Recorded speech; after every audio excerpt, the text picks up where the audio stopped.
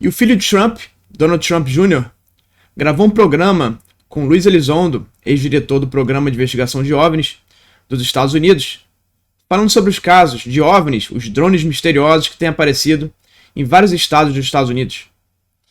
Então vamos ver um pouquinho de como é que foi a discussão deles e eu coloco alguns pontos aí em seguida. Some of these have been described as coming out of the water and then immediately taking off. And then some of these have been described as, when being provoked, disappearing, quote unquote, into thin air. You know, fighter pilots say they're watching the way these things fly, and it's not like a conventional drone. I mean, they're pulling, you know, different kind of maneuvers that, you know, wouldn't seem almost, you know, physically possible with the existing stuff that we've seen out there. Hey, they don't show up on thermal. It's like, well, how's that possible? I mean, they're generating heat. There's a contrast that should show up on thermal. If I'm a drone flying and I want to send a signal to it in order for it to fly in its telemetry and whatnot, it's usually what they call not beyond line of sight, meaning because of the curvature of the Earth, the radio frequency won't go beyond over the horizon. And what we are seeing are drones that are definitely coming in over the horizon. So this is beyond line of sight. Now, to do that, if you were to really want to develop a bunch of drones to do that, you need an aerial platform, either an aircraft or a satellite, to serve as a repeater to bounce the signal over the horizon to your vehicle. That takes a tremendous amount of infrastructure, coordination, personnel, and funding, and you've got to have a base to operate out of. Mm-hmm. So we're not seeing any of those. We're not seeing any, as some people said, a large ship off the coast that's maybe launching these things, and they're being seen all over the continental United States, and frankly, now they're being seen all over the world, to include Latin America, Australia, the UK, even NATO now is getting involved, and Germany's now starting to get some of these air incursions. So there's a problem here, and this administration is not, for whatever reason, willing to be transparent with the American people. So you have some people reporting very large vehicles where the navigation lights are not blinking in any known navigational colors. It's not, i.e., red and green. It's not anti-collision or avoidance lights. They're not bright white. In some cases, they're yellows, they're blues, they're purples, or they disappear entirely. So, right. Yeah, or they just go totally dark, again, in violation of what would be typical FAA rules for, you know, I know as a pilot, if your strobe's not on, you know, you can't go up in the air. Right. Absolutely. Right. Exactly. These strobes in some of them cases are not the same frequency. They're not the same colors. They may not even be navigation lights. Some have been reported being huge and silent. Some have been reported coming out of the water, and some have been reported moving away at very, very fast speed. So from a UAP perspective, and I want to caveat here, I'm not saying necessarily these are UAP, but here's part of a theory, that you have some of these UAP, these drones initially are UAP, and they are being reported by the local civilian and law enforcement population. And then what you have is a military response of drones that are going out trying to find these things. And then other people, civilians in a wider area, are reporting all the drones that are coming out, 5-6 drones at a time, seem to be doing this racetrack or this scanning, if you will, low-level scanning of the area.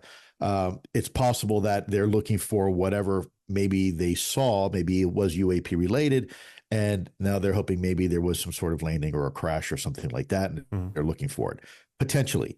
And I only say that because, and the evidence there is still, there's more data needs to be obtained, but it would make sense that you have some people reporting something completely opposite than a drone. Some people say this is totally silent, it's huge. Other people saying, no, it's small, it's a quadcopter, and I can hear the whirring of the engine.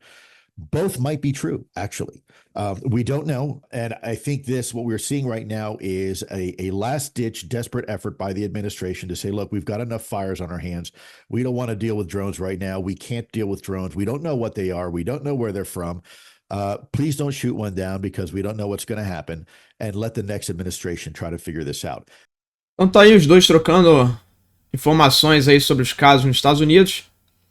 Eu concordo aí com o Elizondo quando ele fala sobre essa hipótese de que poderiam haver fenômenos anômalos junto com drones e aeronaves americanas. Lembrando que há diversas testemunhas que viram casos de fenômenos anômalos, orbes, próximos a reservatórios e rios, próximos das águas, inclusive com helicópteros aí perseguindo esses orbes. Tem um caso famoso que eu comento sempre do Round Valley, que foi filmado por múltiplas testemunhas. Eu acredito que a maioria desses aeronaves que estão sendo vistas são de fato do governo, da polícia, e que estariam ali sendo filmados pela população. que quando está em pânico, né, qualquer coisa que vê no céu, passa a achar que é algo anômalo, um OVNI ou algo estranho, quando na verdade seriam essas aeronaves. Porém, essas aeronaves estariam ali presentes fortemente em baixa altitude, justamente procurando, possivelmente, esses fenômenos anômalos em bases militares, em plantas de energia. Inclusive há também fotos de objetos bem estranhos sobre plantas de energia, plantas nucleares, e também sobre os reservatórios, esses rios d'água.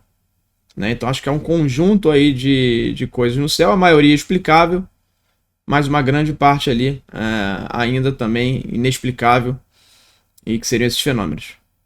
Então é isso, acho que no governo Trump possivelmente o Elizondo pode assumir alguma liderança em relação ao assunto, talvez ser ali um secretário ou algo do tipo, embora o Elizondo já tenha recomendado ao Trump os nomes aí do Coronel Carnell, o próprio David Grush, enfim.